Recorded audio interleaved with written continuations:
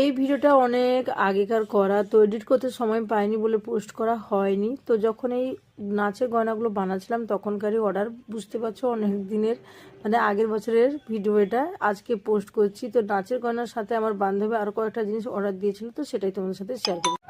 8টা অর্ডারের মধ্যে রয়েছে এই যে একটা গোপু সোনার ড্রেস। কালারটা কেমন হয়েছে অবশ্যই জানিও।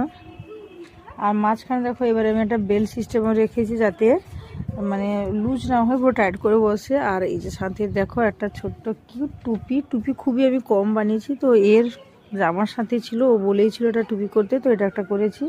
আর একটা রয়েছে, আর এই ব্যাগটা তো দেখেইছো, তো তারই সাথে এটাও রয়েছে। তো মোট 3টা জিনিস ও বানাতে দিয়েছিল। তো কেমন হয়েছে জিনিসগুলো অবশ্যই জানিও।